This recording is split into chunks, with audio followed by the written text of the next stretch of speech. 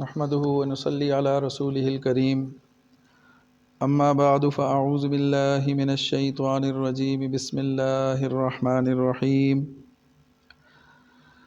آمنوا بالله ورسوله وانفقوا مما جعلكم مستخلفين فيه فالذين آمنوا منكم وانفقوا لهم اجر كبير وقال الله تبارك وتعالى وما لكم ألا تنفقوا في سبيل الله ولله ميراث السماوات والأرض صدق الله مولانا العظيم سبحان ربك رب العزة عما يصفون وسلام على المرسلين والحمد لله رب العالمين۔ میرے انتہائی واجب الاحترام معزز سامعین کرام، رمضان المبارک کا بابرکت مہینہ جاری ہے اور آج اس مہینے کی 16 تاریخ ہے۔ اللہ رب العزت ارشاد فرماتے ہیں کہ ایام معدودات، یہ چند گنتی کے دن ہیں۔ تو یہ چند دن پلک جھپکتے میں گزر جائیں گے، پتہ بھی نہیں چلے گا، اور رمضان کے یہ ایام ہم سے رخصت ہو چکے ہوں گے۔ تو قبل اس کے کہ یہ وقت ہمارے ہاتھوں سے نکل جائے، ہم نے کوشش یہ کرنی ہے کہ اس وقت کو قیمتی بنائیں جتنا زیادہ سے زیادہ ہو سکے۔ اللہ رب العزت کو راضی کرنے والے اعمال کے ذریعے رسول اللہ صلی اللہ علیہ وسلم کی سنتوں کو اپناتے ہوئے اور نیکی کے کام کرتے ہوئے یہ دن اور یہ راتیں گزر جائیں تاکہ یہ ہماری بخشش کا ذریعہ بن جائیں۔ وہ شخص یقیناً ہلاک اور برباد ہو گیا کہ جس پر رمضان کا مہینہ گزرا، اس سے وہ نفع نہ اٹھا سکا اور اپنی بخشش نہ کروا سکا، اپنے رب کو راضی نہ کر سکا، تو اس سے بڑی ہلاکت اور بربادی اور کوئی نہیں۔ جبریل امین بد دعا فرما رہے ہیں اور رسول اللہ صلی اللہ علیہ وسلم اس بد دعا پہ آمین کہہ رہے ہیں کہ جو شخص رمضان کا مہینہ پائے اور اپنے رب کو نہ منا سکے، راضی نہ کر سکے، اپنی بخشش کا سامان نہ کر سکے، وہ ہلاک و برباد ہو جائے۔ تو رسول اللہ صلی اللہ علیہ وسلم فرما رہے ہیں کہ آمین۔ تو جس بد دعا کو جبریل امین کہیں اور اس پر رسول اللہ صلی اللہ علیہ وسلم آمین کہیں تو اس کے یقینی ہونے میں کوئی شک شبہ نہیں ہو سکتا۔ اللہ رب العزت نے ہم پر بہت احسان فرمایا، اللہ تعالیٰ نے ہم پر بے شمار نعمتیں کیں اور نعمتیں دے کر اللہ رب العزت نے بعض اوقات امتحان میں بھی ڈالا اور پھر ان نعمتوں پر اپنے بندوں سے اللہ رب العزت نے کچھ مطالبہ بھی رکھا۔ مال دیا، دولت دی، ساتھ ہی فی سبیل اللہ اس کو خرچ کرنے کی ترغیب بھی دی، اور کچھ چیزیں مالداروں پر فرض بھی قرار دے دیں۔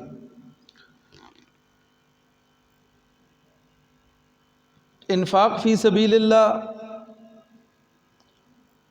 خصوصاً صدقات واجبہ جو خرچ کرنا ہم پر لازم ہے اور جن میں زکوٰۃ سر فہرست ہے، اس عنوان پر زکوٰۃ کی فرضیت، زکوٰۃ کے دینی و دنیاوی فوائد اور زکوٰۃ نہ دینے پر وعید اور عذاب کا وعدہ، ان موضوعات پر گزشتہ جمعے پر تفصیل سے بات ہوئی تھی۔ اسی عنوان پر مزید چند باتیں عرض کرنی ہے اسلام زکوٰۃ کی فرضیت کے ذریعے معاشرے کے اندر جو تفریق پیدا ہو جاتی ہے امیر اور غریب کی، مالدار اور لاچار کی، اس تفریق کو ختم کرنے کی کوشش کرتا ہے۔ اسلام یہ چاہتا ہے کہ معاشرے کے اندر دولت کسی ایک جگہ سمٹ کر نہ رہے، کسی ایک جگہ جمع نہ ہونے پائے، اس لیے کہ اسلام یہ چاہتا ہے کہ ملک اور قوم کے جن افراد کو مال میسر ہے، اللہ تعالیٰ نے ان پر مال کی فراوانی کی ہے، چاہے وہ ان کی بہترین قابلیت کی وجہ سے ہوئی، انہوں نے مال کمایا اپنی صلاحیتوں سے، یا خوش قسمتی سے مال ان کے حصے میں آ گیا، یا کسی اتفاق کی بنا پر وہ مالدار ہو گئے، کوئی بھی ذریعہ ہوا، جب کسی کے پاس مال آ گیا اور ایک مخصوص مقدار سے بڑھ گیا تو پھر اللہ رب العزت یہ چاہتے ہیں کہ مالدار اپنے مال کو سمیٹ کے چھپا کے نہ رکھے، بلکہ اس کو خرچ کرے اور ایسے مصارف میں خرچ کرے کہ جس سے دولت، مال یہ گردش میں رہے۔ اب اس کا سب سے بڑا فائدہ یہ ہوگا کہ امت کے، معاشرے کے وہ باصلاحیت لوگ کہ جو غربت کی وجہ سے، مالی طور پر کمزور ہونے کی وجہ سے آگے بڑھنے سے قاصر ہیں، تو اس مال کی بدولت، اس صدقہ خیرات کی بدولت، زکوٰۃ کی بدولت وہ اس قابل ہو جائیں گے کہ وہ بھی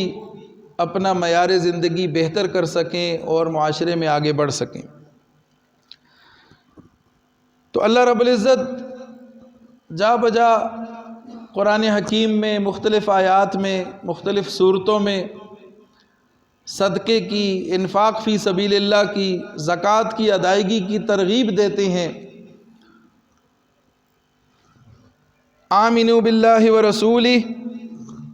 ایمان لاؤ اللہ پر اور اس کے رسول پر، وانفقوا مما جعلکم مستخلفین فیہ، اور اس مال میں سے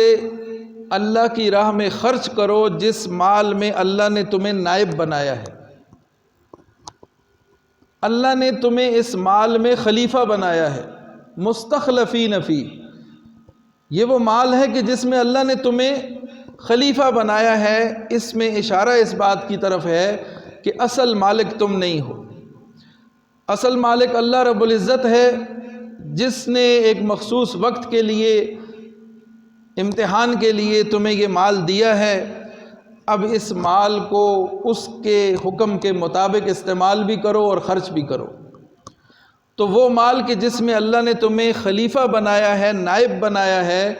اس اللہ کے دیے ہوئے مال میں سے خرچ کرو۔ اور خلیفہ بنانے کا ایک مقصد یہ بھی ہے کہ اس طرف بھی اشارہ کرنا مقصود ہے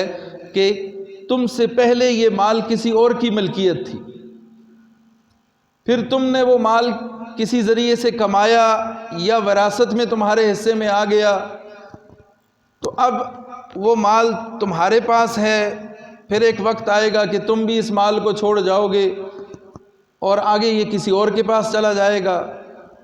تو وہ مال کہ جس میں تم عارضی طور پر مالک ہو، جس میں تم خلیفہ بنائے گئے ہو، اصل ملکیت وہ کسی اور کی ہے، اس رب تعالیٰ کے دیے ہوئے مال میں سے ایمان والو خرچ کرو۔ فالذین آمنوا منکم، پس تم میں سے جو ایمان لائے گا، وانفقوا، اور خرچ کرے گا، تو لہم اجر کبیر، اللہ تعالیٰ اس کو بڑا اجر دے گا۔ اب انسان سمجھتا ہے کہ مال خرچ کروں گا تو ختم ہو جائے گا، غریب ہو جاؤں گا، فاقے آ جائیں گے۔ اللہ کہہ رہا ہے خرچ کرو، میں مال کو بڑھاؤں گا، میں اس میں اضافہ کروں گا۔ وَمَا لَكُمْ أَلَّا تُنْفِقُوا فِي سَبِيلِ اللَّهِ، اللہ کہہ رہا ہے تمہیں کیا ہو گیا، تم اللہ کی راہ میں خرچ کیوں نہیں کرتے؟ کیا وجہ ہے کہ تم اس مال کو اپنے دل کے ساتھ لگائے بیٹھے ہو، اس مال کی محبت کو لے کر چل رہے ہو، اس مال کو اللہ کی راہ میں کیوں خرچ نہیں کرتے؟ وَلِلَّهِ مِيرَاثُ السَّمَاوَاتِ وَالْأَرْضِ، اصل میراث، اصل ملکیت تو اللہ ہی کی ہے جو کچھ آسمان میں ہے اور زمین میں ہے۔ زمین و آسمان کا جو بھی مال ہے، جو بھی دولت ہے، جتنے بھی خزانے ہیں، اور یہ زمین و آسمان سارے کا سارا یہ اللہ کی میراث ہے۔ تو جب یہ ملکیت اللہ کی ہے، میراث اللہ کی ہے، دیا ہوا اللہ کا ہے، تو پھر ایمان والو تمہیں کیا ہو گیا؟ وَمَا لَكُمْ أَلَّا تُنْفِقُوا فِي سَبِيلِ اللَّهِ، کیا ہو گیا کہ کیوں مال اللہ کی راہ میں خرچ نہیں کرتے ہو؟ میراث ایسا مال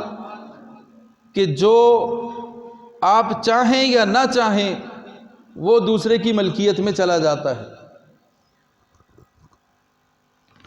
وراثت، جب کوئی شخص فوت ہو جائے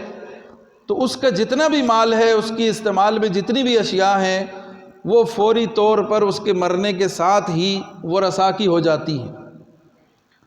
اب یہ الگ بات ہے کہ ورثاء ان پہ قبضہ کیے بیٹھے رہیں اور ان کو تقسیم نہ کریں، کسی ایک ہاتھ میں رہیں، یا اس پر قبضہ کیا جائے اور اس کو تقسیم نہ کیا جائے، یہ تو الگ بات ہے۔ لیکن اللہ کی طرف سے حکم یہی ہے کہ جو ہی شخص کوئی مرتا ہے تو اس کے مرنے کے ساتھ ہی اس کا سارے کا سارا مال اس کے ورثاء کا ہو جاتا ہے۔ تو یہاں پر وارث کا لفظ لا کر اللہ رب العزت یہ سمجھانا چاہ رہے ہیں کہ ایمان والو، وَلِلَّهِ مِيرَاثُ السَّمَاوَاتِ وَالْأَرْضِ، تمہیں کیا ہوا، کیوں مال اللہ کی راہ میں خرچ نہیں کرتے؟ حالانکہ یہ تو سب اللہ کی میراث ہے، زمین بھی اللہ کی، آسمان بھی اللہ کا، اس کے بیچ میں جو کچھ ہے وہ سب اللہ کا۔ إِنَّا نَحْنُ نَرِثُ الْأَرْضَ وَمَنْ عَلَيْهَا، بلا شبہ ہم ہی اس کے وارث ہیں، جو کچھ زمین میں ہے یا زمین کے اوپر جو کچھ بھی ہے، زمین اور زمین کے اوپر جو کچھ ہے ہم ہی اس کے وارث ہیں۔ وَإِلَيْنَا يُرْجَعُونَ، اور پھر ہماری ہی طرف تمہیں لوٹ کر آنا ہے۔ تو جب مال ہمارا، دیا ہوا ہمارا، وراثت ہماری، ملکیت ہماری، تو اس ہمارے دیے ہوئے مال میں سے کیا وجہ ہے کہ تم اس کے ساتھ دل لگا کے بیٹھے ہو، ایسے کہ جیسے وہ ہمیشہ تمہارے پاس رہے گا اور وہ تمہارے کسی کام آئے گا؟ یہ دھوکے میں پڑے ہوئے ہو، اس دھوکے سے باہر آؤ۔ یہ مال تمہارے کسی کام کا نہیں ہے اگر تم اس کو اللہ کی راہ میں خرچ نہیں کرتے۔ جو خرچ کر دیا وہ تمہارا آگے کے لیے فائدہ مند ہوگا، اور جو تم نے استعمال کر لیا وہ تم نے استعمال کر لیا، باقی جتنا مال ہے وہ تمہارے لیے وبال جان ہے۔ حضرت عائشہ فرماتی ہیں کہ ہم نے ایک بکری ذبح کی، اس کو صدقہ کر دیا، بانٹ دیا سب کچھ، ایک تھوڑا سا گوشت ہم نے رکھ لیا، دستی کا گوشت، ایک ہاتھ اس کا ہم نے وہ رکھ لیا اور باقی سارا تقسیم کر دیا۔ تو رسول اللہ صلی اللہ علیہ وسلم جب تشریف لائے تو پوچھا کہ بکری کا جو گوشت تھا وہ کچھ بچا یا سب تقسیم کر دیا؟ تو حضرت عائشہ فرماتی ہیں کہ میں نے عرض کیا کہ اللہ کے رسول، ایک دست ہے، ایک دستی کا گوشت ہے، وہ ہم نے رکھا، باقی سب تقسیم کر دیا، یہ باقی بچا ہے، باقی سب بانٹ دیا، وہ ختم ہو گیا۔ تو رسول اللہ صلی اللہ علیہ وسلم نے فرمایا، حقیقت میں وہ بچ گیا، وہ کام آنے والا ہے کہ جو بانٹ دیا یہ تو ہم استعمال کیا اور کھا لیں گے تو یہ تو ختم ہو جائے گا۔ اصل جو بچا ہے، اصل جو فائدہ دینے والا ہے، وہ بچا ہوا مال وہ ہے کہ جو ہم نے اللہ کی راہ میں دے دیا، جو خود استعمال کر لیا وہ تو ہمارا اپنا ہے اور اپنے استعمال میں لیا۔ پھر اسی طرح اللہ رب العزت کا ارشاد ہے کہ وَمَا بِكُم مِّن نِعْمَةٍ فَمِنَ اللَّهِ، جتنی بھی تم نعمتیں استعمال کرتے ہو، جو کچھ بھی تم استعمال میں لاتے ہو، وہ سب کا سب اللہ کا ہے۔ فَمِنَ اللَّهِ ثُمَّ إِذَا مَسَّكُمُ الضُّرُّ فَإِلَيْهِ تَجْأَرُونَ، پھر جب کوئی تمہیں مصیبت آتی ہے، کوئی مشکل پڑتی ہے، کوئی تکلیف پہنچتی ہے، فَإِلَيْهِ تَجْأَرُونَ، تو پھر اسی کی طرف تم فریادیں کرتے ہو، اسی کی طرف رجوع کرتے ہو، اسی سے آرزویں کرتے ہو، اسی کے سامنے آہوزاری کرتے ہو، فریاد لے کے پھر اسی رب کے دربار پہ جاتے ہو کہ جس کا سب کچھ ہے اور ساری نعمتیں اسی کے ذریعے تمہیں ملی ہیں۔ اور یہ خرچ کر لو قبل اس کے کہ موت موت کا فرشتہ تمہارے سر پہ آ پہنچے اور پھر تم اس وقت تمنا کرو کہ کاش ہمیں تھوڑی مہلت مل جاتی تو ہم صدقہ کر لیتے، خرچ کر لیتے۔ وَلَن يُؤَخِّرَ اللَّهُ نَفْسًا إِذَا جَاءَ أَجَلُهَا، پھر جب وقت آ جائے گا تو اس کے بعد پھر کوئی مہلت نہیں ملے گی، ایک لمحے کی مہلت نہیں ملے گی۔ وَأَنفِقُوا مِمَّا رَزَقْنَاكُمْ مِن قَبْلِ أَن يَأْتِيَ أَحَدَكُمُ الْمَوْتُ، خرچ کر لو جو ہم نے تمہیں رزق دیا ہے اس میں سے قبل اس کے کہ تمہارے اوپر موت آ پہنچے۔ فَيَقُولَ رَبِّ لَوْلَا أَخَّرْتَنِي إِلَىٰ أَجَلٍ قَرِيبٍ، اور تم کہو کہ اے اللہ ہمیں تھوڑی سی مہلت کیوں نہ دی، فَأَصَّدَّقَ وَأَكُن مِّنَ الصَّالِحِينَ، کہ ہم صدقہ کر لیتے اور نیکوکاروں میں سے ہو جاتے، تو اس وقت کی یہ تمنا تمہارے کسی کام نہیں آئے گی۔ وَلَن يُؤَخِّرَ اللَّهُ نَفْسًا إِذَا جَاءَ أَجَلُهَا وَاللَّهُ خَبِيرٌ بِمَا تَعْمَلُونَ۔ پھر یہ صدقہ خیرات کرنا مال کی پاکیزگی اور انسان کی اپنی روحانی پاکیزگی کا باعث بھی بنتا ہے۔ مال محفوظ بھی ہوتا ہے اور مال پاک بھی ہوتا ہے اور انسان کی تطہیر اور تزکیے کا سبب بھی بنتا ہے۔ اللہ رب العزت نے حضور سے فرمایا خذ من اموالہم، ان سے صدقہ لو، خذ من اموالہم صدقۃ، ان سے زکوٰۃ لو، ان سے صدقہ لو، ان سے مال لو جو یہ اللہ کی راہ میں خرچ کریں۔ تطہرہم وتزکیہم بہا، ان سے ان کی تطہیر کرو، انہیں پاک کرو اور ان کا تزکیہ کرو، ان کے دل کے اندر جو مال کی محبت، دنیا کی محبت یہ رچ بس گئی ہے اس کو نکالو، اس سے ان کے دلوں کو صاف کرو۔ تو جب یہ مال دیں گے، اللہ کی راہ میں خرچ کریں گے، صدقہ دیں گے، خیرات کریں گے، زکوٰۃ ادا کریں گے، اور جب یہ اللہ کی راہ میں دیں گے تو اس کی برکت سے ان کا تزکیہ بھی ہوگا اور ان کی تطہیر بھی ہوگی، یہ پاک بھی ہو جائیں گے۔ تو اللہ رب العزت نے مالداروں پر ایک مخصوص مقدار میں زکوٰۃ فرض کی ہے۔ اس کے لیے اگر دیکھا جائے تو انسانوں کے معاشرے کے اندر لوگوں کے کل 3 گروہ بنتے ہیں۔ ایک وہ گروہ کہ جو مالدار کہلاتا ہے، جس کے پاس اس مقررہ مقدار یا اس سے زیادہ مال ہے جو شریعت نے مقرر کی ہے، جو نصاب مقرر کیا ہے، وہ لوگ مالدار کہلائیں گے۔ ایک وہ طبقہ ہوگا کہ جو غربت کی لکیر سے بھی نیچے زندگی گزار رہا ہوگا، بنیادی ضروریات زندگی بھی ان کے پاس نہیں ہوں گی، وہ غریب کہلائیں گے، محتاج، مسکین، فقیر کہلائیں گے۔ اور تیسرا گروہ وہ ہوگا کہ جو متوسط طبقہ کہلاتا ہے، جو مالدار ہونے کی وجہ سے زکوٰۃ کا اس پر فرض ہونا بھی نہیں ہوگا اور اتنے غریب بھی نہیں ہوں گے کہ وہ زکوٰۃ لے سکیں، تو وہ متوسط طبقہ ہوگا۔ اب ان تینوں طبقوں میں زکوٰۃ کے حوالے سے اگر دیکھا جائے تو تفصیل یوں ہوگی کہ جو مالدار ہیں وہ 4 قسم کے اموال کا جائزہ لیں گے، اپنے مال میں وہ 4 قسم کے اموال کو دیکھیں گے، ان کے اوپر پھر اگر وہ نصاب کو پہنچتے ہیں تو زکوٰۃ فرض ہوگی اگر اس پر 1 سال گزر جائے۔ سونا، چاندی، مال تجارت اور نقد کیش، یہ 4 قسم کے اموال ہیں کہ جن پر زکوٰۃ فرض ہوتی ہے اس وقت کہ جب یہ نصاب کو پہنچے۔ اب اگر ایک شخص کے پاس صرف اور صرف سونا ہو اور اس کے پاس نہ کوئی نقدی ہے، 1 روپیہ بھی نہیں ہے، نہ اس کے پاس مال تجارت ہے اور نہ ہی چاندی ہے، تو پھر تو نصاب سونے کا لگایا جائے گا، اور 7.5 تولے سونا اگر اس کے پاس ہوگا تو وہ صاحب نصاب ہوگا، اگر نہیں ہے تو پھر نہیں ہوگا۔ لیکن ایسا عموماً ہوتا نہیں ہے، سونے کے ساتھ نقدی ہوتی ہے، مال تجارت ہوتا ہے یا چاندی وغیرہ، تو جب یہ اموال مختلف ہوں، جمع ہوں، تو پھر نصاب چاندی کے حساب سے نکالا جائے گا۔ 52.5 تولے چاندی کی قیمت اگر اس کے بقدر اس کے پاس مال ہے یا اس سے زیادہ ہے اور اس پر 1 سال گزر چکا ہے، تو اب اس کل مال کا یہ 40واں حصہ یعنی 2.5% یہ اس پر زکوٰۃ لازم ہو جائے گی۔ آج کل جو ریٹ چل رہا ہے چاندی کا، وہ اب چاندی کافی مہنگی ہو چکی ہے، تو یہ گزشتہ کچھ دنوں سے 9,000 10,000 اور 11,000 اس کے درمیان یہ چاندی کا ریٹ چل رہا ہے، تو اندازاً تقریباً 5 لاکھ سے زیادہ مقدار بنتی ہے نصاب کی۔ 52.5 تولے چاندی کی اگر رقم نکالی جائے آج کل کے حساب سے تو یہ 5 لاکھ سے زیادہ مالیت بنتی ہے۔ تو ایک شخص کے جس کے پاس نقد ہے یا سونا ہے یا چاندی ہے یا مال تجارت ہے جو بیچنے کے لیے اس نے رکھا ہوا ہے مال، تو اس سارے مال کو وہ جمع کر کے اس کی قیمت لگائے گا۔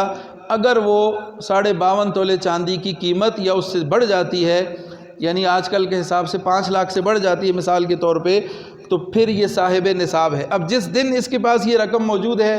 اس دن یہ مالدار ہو گیا، اب اس دن آئندہ سال اسی تاریخ پہ اس کا سال مکمل ہوگا۔ مثال کے طور پہ ایک شخص 1 محرم کو اس کے پاس 5 لاکھ روپیہ تھا یا 6 لاکھ تھا یا 10 لاکھ تھا، اب آئندہ سال 1 محرم کو وہ دیکھے گا کہ اب میرے پاس کتنے پیسے ہیں، اگر پھر بھی نصاب کے بقدر ہوں یا اس سے زیادہ ہوں تو اب وہ کل مال جو اس وقت اس کے پاس ہوگا اس میں سے وہ 2.5% نکال کے زکوٰۃ ادا کرے گا۔ پھر زکوٰۃ دینے کے لیے آپ کا مال ہے، جو آپ کو وصولیاں ہونی ہیں، جو آپ کی کمیٹی ڈلی ہوئی ہے، جو آپ کی ملکیت ہے، جو آپ کے اثاثے ہیں وہ آپ کی ملکیت ہے، اس میں سے آپ جو قرضہ دینا ہے وہ منہا کریں گے، مائنس کریں گے، تو باقی جو رقم بچ جائے گی، اب وہ رقم اب بھی اگر زکوٰۃ کا نصاب بنتا ہے تو پھر اس میں سے 2.5% دی جائے گی۔ لیکن زکوٰۃ لینے کے لیے وہ شخص مستحق ہوگا کہ جس کے پاس ان چاروں اموال کے بقدر مال اور ساتھ ضرورت سے زائد مال جو اس کے پاس اس کی ملکیت میں ہے لیکن استعمال نہیں کیا، سال گزر گیا، گھر میں برتن ایسے پڑے ہیں، کچھ سامان پڑا ہے، استعمال ہی نہیں ہوتا، سالوں کے سال ایسا بہت سارا سامان ہوتا ہے، تو وہ ضرورت سے زائد مال کہلاتا ہے۔ تو ان 4 اموال کے ساتھ ضرورت سے زائد مال اس کو بھی ملائیں گے، ان 5 کی قیمت بنائیں گے، جمع کریں گے، اگر وہ 52.5 تولے چاندی کے بقدر ہوگی تو پھر یہ شخص بھی صاحب نصاب ہے، یہ زکوٰۃ لے نہیں سکتا۔ ہاں اگر اس سے بھی کم ہے تو پھر یہ زکوٰۃ کا مستحق ہے، اس کو زکوٰۃ دی جا سکتی ہے۔ تو 4 طرح کے اموال پر صاحب نصاب ہوا تو وہ مالدار کہلائے گا، اس پہ زکوٰۃ فرض ہوگی 1 سال گزرنے کے بعد۔ لیکن اگر ضرورت سے زائد سامان بھی ملائیں اور اس کے باوجود وہ نصاب کو نہیں پہنچ رہا، اس سے بھی کم ہے، تو پھر وہ غریب ہے، اس کو زکوٰۃ دی جا سکتی ہے۔ البتہ آل رسول سید کو، سادات کو زکوٰۃ نہیں دی جا سکتی، مسجد میں زکوٰۃ نہیں دی جا سکتی، مدرسے میں تعمیر میں زکوٰۃ نہیں لگائی جا سکتی، اس کے اپنے مصارف ہیں، ان کا بھی خصوصی خیال رکھنا بہت ضروری ہے۔ انما الصدقات للفقراء والمساکین والعاملین علیہا والمؤلفۃ القلوب وفی الرقاب والغارمین وفی سبیل اللہ وابن السبیل، یہ 8 مصارف ہیں، ان کو زکوٰۃ دی جا سکتی ہے۔ مسکین، فقیر اور زکوٰۃ وصول کرنے والے جو لوگ ہیں حکومت کی طرف سے متعین ہیں، ان کی تنخواہ، اسی طرح قیدیوں کو چھڑانا، غلام آزاد کرنا، وفی الرقاب والغارمین مقروض، وفی سبیل اللہ، اللہ کی راہ میں مجاہد، جہاد کرنے والا، یا اللہ کی راہ میں علم حاصل کرنے کے لیے کسی نے خود کو وقف کیا ہے، مدرسے کے طلبہ، ان پر زکوٰۃ لگتی ہے۔ اور اسی طرح والمؤلفۃ القلوب، نیا مسلمان ہوا، نو مسلم ہے، اس کے تالیف قلب کے لیے، اس کے ساتھ تعاون کے لیے، اس کو معاشرے میں قائم رکھنے کے لیے اور اس کا سہارا بننے کے لیے اس کو زکوٰۃ دی جا سکتی ہے۔ وفی سبیل اللہ وابن السبیل، اور ایسا مسافر کہ جو سفر میں ہے اور اس کے پاس خرچہ ختم ہو چکا ہے اور اتنے وسائل نہیں ہے کہ وہ اپنے منگوا سکے خرچہ، تو وہ بھی زکوٰۃ کا مستحق ہے، اس کو بھی زکوٰۃ دی جا سکتی ہے۔ اب اگر ایک شخص نے زکوٰۃ دے دی ایک ایسے آدمی کو کہ جو اس کا مستحق نہیں تھا، جو ان 8 مصارف میں نہیں آتا، اگر ایسے شخص کو زکوٰۃ دے دی تو وہ زکوٰۃ سرے سے ادا ہی نہیں ہوتی، تو اس حوالے سے کوتاہی نہیں ہونی چاہیے۔ عموماً زکوٰۃ دینے والے بھی اس کی پرواہ نہیں کرتے اور زکوٰۃ لینے والے بھی خوشی خوشی لے لیتے ہیں، یہ نہیں سوچتے کہ اب زکوٰۃ کے مستحق نہیں ہیں، اس کے باوجود لے لیتے ہیں۔ عموماً کچھ لوگ بظاہر غریب نظر آتے ہیں یا غربت کا انہوں نے لبادہ اوڑھا ہوتا ہے، دیکھنے میں غریب لگتے ہیں، اصل میں ان کے پاس مال دولت موجود ہوتا ہے۔ خصوصاً یہ جو پیشہ ور بھکاری اور مانگنے والے ہیں، ان سے ضرور بچنا چاہیے اور ان کی حوصلہ شکنی ضرور کرنی چاہیے۔ ان کو مال دے دے کر، ان کی حوصلہ افزائی کر کے، ان پہ ترس کھا کھا کر ہم نے اس شعبے کو ایک بہت بڑی انڈسٹری بنا دی ہے۔ بہت بڑا طبقہ ہے کہ جو بلا وجہ حاجت مند نہیں ہے اور محنت سے کتراتا ہے، کام کاج سے کتراتا ہے، وہ یہ شارٹ کٹ استعمال کرتا ہے۔ اور اگر اس معاشرے کے اندر ان کی حوصلہ شکنی ہو تو یہ کام خود ہی ختم ہو جائے گا۔ جب نہیں ملے گا کچھ تو پھر یہ لوگ ہاتھ پیر ماریں گے، کچھ کریں گے۔ ان کو دینے سے، ان پیشہ ور لوگوں کو دینے سے سب سے بڑا نقصان محنتی مزدور طبقے کا ہوتا ہے۔ محنت کش کوشش کر رہا ہے، محنت کر رہا ہے، مزدوری کر رہا ہے، وہ بیچارہ پس رہا ہے اور یہ لوگ مفت میں لوگوں کا مال لے کے اڑا لیتے ہیں۔ ایسی بہت ساری کہانیاں ایسے آتے رہتے ہیں منظر عام پر، اس قسم کی چیزیں کہ یہ مانگنے والے کس قدر مالدار ہیں، کتنے ان کے بینک بیلنس اور کیا کچھ ان کے پاس ہوتا ہے۔ تو لہٰذا پیسہ دیتے ہوئے، خرچ کرتے ہوئے، صدقہ خیرات کرتے ہوئے اس بات کا لحاظ ضرور رکھنا چاہیے کہ مال اس کو دیا جائے کہ جو اس کا مستحق ہے، اور مستحق تک پہنچانا ضروری ہے، اس میں لاپرواہی نہیں کرنی چاہیے۔ اللہ رب العزت کا ایک بہت بڑا احسان ہے ہم پہ کہ اللہ تعالیٰ نے رسول اللہ صلی اللہ علیہ وسلم کے ذریعے اور قرآنی احکامات کے ذریعے اللہ تعالیٰ نے ہماری رہنمائی فرمائی ہے ان چیزوں کے بارے میں کہ جن کو عقل سے سمجھنا دشوار ہے۔ کچھ امور ایسے ہیں کہ جن کی اچھائی اور برائی کو عقل کے پیمانے پر پرکھنا ممکن نہیں ہے۔ عقل یہ کہتی ہے کہ پیسہ دینے سے کم ہوتا ہے، وہی کہتی ہے، وہی کی تعلیمات کہتی ہیں کہ صدقہ دینے سے مال بڑھتا ہے۔ عقل یہ کہتی ہے کہ سود لینے سے، اضافی پیسہ لینے سے مال میں اضافہ ہوگا۔ شریعت یہ کہتی ہے، وہی کی تعلیمات یہ ہیں کہ اللہ تعالیٰ اس سود کو گھٹاتا ہے، کم کرتا ہے، نیست و نابود کرتا ہے۔ یمحق اللہ الربا ویربی الصدقات وآتیتم من ربا لیربو فی اموال الناس، جو تم سود دیتے ہو لوگوں کو، لیربو فی اموال الناس، کہ ان کے مال میں اضافہ ہوگا، فلا یربو عند اللہ، اللہ کہہ رہے ہیں میرے ہاں اس میں کوئی اضافہ نہیں ہوتا۔ وما آتیتم من زکوٰۃ تریدون وجہ اللہ، اور جو تم زکوٰۃ دیتے ہو اور اس سے اللہ کی رضا مقصود ہے، اللہ کو راضی کرنے کے لیے دیتے ہو، فاولئک ھم المضعفون، اللہ تعالیٰ ایسے لوگوں کے اجر میں اضافہ کر دیتا ہے، اس کو بڑھا دیتا ہے۔ تو یہ وحی کی برکات ہیں، رسول اللہ صلی اللہ علیہ وسلم کی تعلیمات ہیں کہ جن کے ذریعے ہمیں یہ معلوم ہوا کہ جو چیزیں عقل کے پیمانے پر پرکھنی مشکل ہیں، ان کو سمجھنا مشکل ہے، وحی نے ہماری رہنمائی کی، اور ایمان کی بدولت ہمارا وحی پر یقین ہے، ایمان ہے، تو اس بنا پر یہ رہنمائی ہمارے لیے روشنی کا ذریعہ ہے۔ رسول اللہ صلی اللہ علیہ وسلم نے فرمایا 3 چیزیں ایسی ہیں کہ جن پر میں قسم کھا کے کہتا ہوں۔ رسول اللہ صلی اللہ علیہ وسلم کا ارشاد ویسے ہی یقینی ہے، اس میں کوئی شک نہیں ہے، اور شک کرنا ایمان سے ہاتھ دھونے کی بات ہے۔ اگر کوئی رسول اللہ صلی اللہ علیہ وسلم کے فرمان میں شک کرے گا تو پھر اس کا ایمان باقی نہیں رہے گا۔ لیکن رسول اللہ صلی اللہ علیہ وسلم فرما رہے ہیں کہ میں قسم کھاتا ہوں کہ 3 امور ایسے ہیں کہ جن پر میں قسم کھا کے کہتا ہوں کہ یہ اسی طرح سے ہوگا۔ اس میں پہلی چیز ہے، رسول اللہ صلی اللہ علیہ وسلم نے فرمایا میں قسم کھاتا ہوں اس بات پر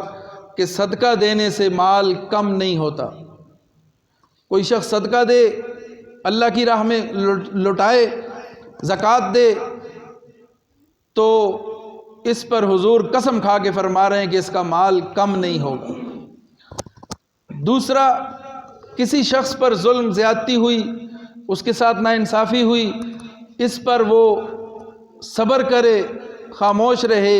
بدلہ نہ لے اور معاف کرے، تو رسول اللہ صلی اللہ علیہ وسلم فرما رہے ہیں کہ اس کی اللہ رب العزت عزت میں اضافہ کریں گے۔ اس پر حضور نے قسم کھائی ہے۔ صدقہ دینے سے مال کم نہیں ہوگا، اور مصیبت پر، تکلیف پر، ناانصافی پر، ظلم پر صبر کرنے سے عزت میں کمی نہیں آئے گی۔ اور تیسری چیز جس پر رسول اللہ صلی اللہ علیہ وسلم نے قسم کھا کے ارشاد فرمایا کہ جو شخص ان لوگوں کے آگے ہاتھ پھیلائے گا تو اللہ تعالیٰ اس پر فقر و فاقے کو عام کر دے گا اور دروازہ کھول دے گا فقر و فاقے کا اس کے لیے۔ ایسا ہو نہیں سکتا کہ کوئی شخص لوگوں کے آگے ہاتھ پھیلائے اور پھر اس کے حالات اچھے ہو جائیں اور وہ مالدار ہو جائے، ایسا ہرگز نہیں ہو سکتا۔ حضور نے قسم کھائی اس بات پر کہ جو شخص لوگوں کے آگے ہاتھ پھیلائے گا تو یہ نہیں ہو سکتا کہ پھر وہ فقر و فاقے سے بچ جائے، اس لیے کہ وہ اللہ کو چھوڑ کر جب لوگوں کے آگے ہاتھ پھیلائے گا تو پھر اللہ تعالیٰ کی ناراضگی کا سبب ہے یہ، اس لیے اللہ تعالیٰ اس کے لیے فقر و فاقے کا دروازہ کھول دیں گے۔ اور پھر اسی حدیث میں آگے فرمایا کہ 4 قسم کے لوگ ہیں۔ پہلا وہ شخص کہ جس کو اللہ تعالیٰ نے علم بھی دیا دین کا اور اس کو مال بھی دیا، اور وہ اللہ کے حقوق بھی پورے کرتا ہے، بندوں کے حقوق بھی پورے کرتا ہے، اللہ کا خوف بھی اس کے دل میں ہے، صلہ رحمی بھی کرتا ہے، حقوق کی ادائیگی کی بھی فکر کرتا ہے، مال بھی اللہ کی راہ میں خرچ کرتا ہے، تو حضور نے فرمایا کہ یہ بہترین آدمی ہے، یہ لوگوں میں سب سے بہترین ہے کہ جس کو اللہ نے علم بھی دیا، دولت بھی دی، اور وہ حقوق اللہ کا اور حقوق العباد کا بھی خیال کرتا ہے اور اللہ کی راہ میں لوٹاتا ہے، تو اللہ تعالیٰ رسول اللہ فرما رہے ہیں کہ وہ بہترین آدمی ہے۔ دوسرا وہ شخص کہ جس کو اللہ تعالیٰ نے علم دین دیا لیکن اس کے پاس مال نہیں ہے، لیکن ساتھ اس شخص کی نیت یہ ہے اور پختہ نیت ہے کہ کاش میرے پاس بھی مال ہو اور اس مال کو میں اللہ کی راہ میں لوٹاؤں، اللہ کی راہ میں دوں، تو پھر یہ مال میرے لیے باعث اجر و ثواب ہو، ساتھ وہ حقوق اللہ اور حقوق العباد کی بھی فکر کرتا ہے، تو حضور نے فرمایا کہ اجر میں یہ دونوں ایک جیسے ہیں، برابر ہیں، اس لیے کہ اس کی نیت خالص ہے، اس کی نیت اچھی ہے اور پکا اس کا عزم ہے، اور اس پکے عزم کی بنا پر اللہ تعالیٰ نے اس کو اس شخص کے ساتھ جوڑ دیا، اس کے نیکی میں اس کے ساتھ برابر قرار دے دیا۔ تیسرا وہ شخص ہے کہ جس کو اللہ تعالیٰ نے علم نہیں دیا لیکن دولت ہے اس کے پاس، جاہل ہے لیکن مال اس کے پاس خوب ہے، اب وہ جہالت کی وجہ سے، ناسمجھی کی وجہ سے وہ اس مال کو برے کاموں میں لگاتا ہے، اس سے عیاشی کرتا ہے، اس سے بدماشی کرتا ہے، اس سے لوگوں کو ستاتا ہے، تنگ کرتا ہے اور طرح طرح کے ظلم کرتا ہے، اس پیسے کے اوپر وہ غرور کرتا ہے، تو اور حقوق اللہ، حقوق العباد کو بھی کسی خاطر میں نہیں لاتا، صلہ رحمی نہیں کرتا، تو رسول اللہ صلی اللہ علیہ وسلم نے فرمایا کہ یہ بدترین شخص ہے، لوگوں میں سب سے بدترین یہ ہے۔ اور چوتھا وہ شخص کہ جس کے پاس نہ علم ہے نہ جس کے پاس دولت ہے، لیکن وہ یہ عزم کیے بیٹھا ہے کہ کبھی میرے پاس دولت آئی، میرے پاس مال آ گیا تو میں بھی اس برے آدمی کی طرح میں بھی اس مال کو اس سے عیاشیاں کروں گا، بدماشیاں کروں گا، تو جب یہ پختہ نیت اس پر کرے گا، رسول اللہ صلی اللہ علیہ وسلم نے فرمایا کہ اجر کے حساب سے اور گناہ کے حساب سے یہ اس شخص کے ساتھ مل جائے گا کہ جس نے برے کاموں میں مال خرچ کیا، اس کے پاس مال نہیں تھا لیکن اس کے باوجود اس کی بری نیت کی وجہ سے اس کو بھی اسی کے ساتھ شمار کیا جائے گا۔ تو نیت کا اعتبار ہے، نیت خالص ہو، نیت اچھی ہو، دل میں اخلاص ہو تو اللہ رب العزت اجر بھی دیتے ہیں اور نیکوکاروں کے ساتھ اس کا حشر بھی ہوگا، اور اگر نیت اچھی نہیں ہوگی، ارادہ ٹھیک نہیں ہوگا، خالص اخلاص نہیں ہوگا دل میں، تو پھر اللہ رب العزت برے لوگوں کے ساتھ اس کا حشر فرمائیں گے۔ اللہ تعالی ہمیں اپنی راہ میں مال خرچ کرنے کی توفیق عطا فرمائے، اور اللہ تعالی ہمیں رمضان المبارک کے ان مبارک دنوں اور ان راتوں سے زیادہ نفع حاصل کرنے کی، استفادہ کرنے کی توفیق عطا فرمائے۔ آخری عشرہ قریب ہے، 2-3 دن کے بعد آخری عشرہ شروع ہو جائے گا، اور آخری عشرے کی سب سے بڑی عبادت اعتکاف ہے، خصوصاً لیلۃ القدر جو آخری عشرے کی عموماً طاق راتوں میں سے کوئی رات ہے، اس رات کو پانے کا، وہ رات کے جو 1000 مہینوں سے بہتر ہے جس کی عبادت، تو اس رات کو پانے کا بہترین موقع یہ ہے کہ اعتکاف کیا جائے۔ اور اعتکاف بہت بڑی عبادت ہے، رسول اللہ صلی اللہ علیہ وسلم کی مستقل سنت ہے، اور اس کے بہت سارے فضائل ہیں، اجر ہے اس پر۔ اس کے لیے کوشش کرنی چاہیے کہ اپنے اوقات کو فارغ کر کے جتنا ہو سکے وقت مسجد میں دیا جائے، اور 10 دن کا یہ مسنون اعتکاف کیا جائے۔ اس کے لیے سے زیادہ کوشش کی جائے۔ باہر بھی وقت گزر جاتا ہے، عموماً ادھر ادھر لا یعنی میں، بیکار کاموں میں اور فضول کاموں میں وقت گزر جاتا ہے۔ کوشش کریں، اللہ سے مانگیں، فرصت بھی مانگیں، اللہ سے توفیق بھی مانگیں کہ اللہ تعالی ہمیں اعتکاف کرنے کی توفیق عطا فرمائے۔ اگر پورے علاقے میں کوئی شخص بھی مسجد میں نہیں بیٹھتا تو وہ پورے علاقے کے لیے گناہ کا باعث ہوگا، وبال کا باعث ہوگا، اور اگر علاقے سے کوئی ایک شخص بھی بیٹھ جاتا ہے تو وہ سب کی طرف سے کفارہ ہو جاتا ہے۔ کوشش کریں زیادہ سے زیادہ لوگ اعتکاف کرنے کی نیت کر لیں، اللہ سے مانگیں، ارادہ کریں، اللہ تعالیٰ آسانی فرمائیں گے۔ اللہ تعالیٰ ہم سب کو نیک اعمال کی زیادہ سے زیادہ توفیق عطا فرمائے۔ وآخر دعوانا ان الحمد للہ رب العالمین۔